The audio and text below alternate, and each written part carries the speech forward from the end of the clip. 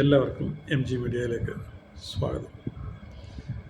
പലപ്പോഴും നമ്മുടെ കണ്ണുകൾക്ക് സൗന്ദര്യം എന്ന് തോന്നുന്ന വ്യക്തിക്കോ സാധനത്തിനോ അല്ല സമൂഹം സൗന്ദര്യം കാണുന്നത്. ഒരു ചെറിയ കഥ, ധ്യാനഗുരു ബോബി അച്ഛൻ്റെ ഒരു ചെറിയ കഥ നിങ്ങളുമായിട്ട് പങ്കുവയ്ക്കാൻ ഞാൻ താല്പര്യപ്പെടുന്നു.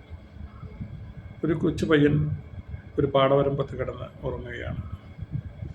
സന്ധ്യയായപ്പോൾ അവൻ്റെ അമ്മയെ കാണാനില്ല എന്ന് പറഞ്ഞ് അവൻ എഴുന്നേറ്റ് പൊട്ടിക്കരയുന്നു. പലവരും അവനോട് നിൻ്റെ അമ്മയുടെ രൂപസാദൃശ്യങ്ങൾ, എന്തെങ്കിലും ഒരു ഐഡൻറ്റിറ്റി അങ്ങനെയൊക്കെ തിരഞ്ഞപ്പോൾ അവൻ സമൂഹത്തോട് പറഞ്ഞു, എൻ്റെ അമ്മ വളരെ സുന്ദരിയായ ഒരു സ്ത്രീയാണ്.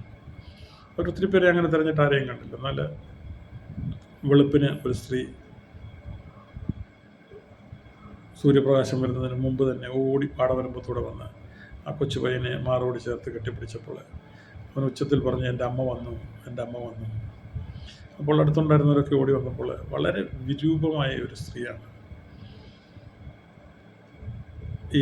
ഈ പയ്യനെ കെട്ടിപ്പിടിച്ചിരിക്കുന്നത്. സമൂഹം അവരെ വിരൂപിയാണെന്ന് കണ്ടെത്തിയെന്ന് വരികയും ആ പയ്യൻ്റെ ദൃഷ്ടിയിൽ അവൻ്റെ അമ്മയാണ് ഏറ്റവും സൗന്ദര്യവതി.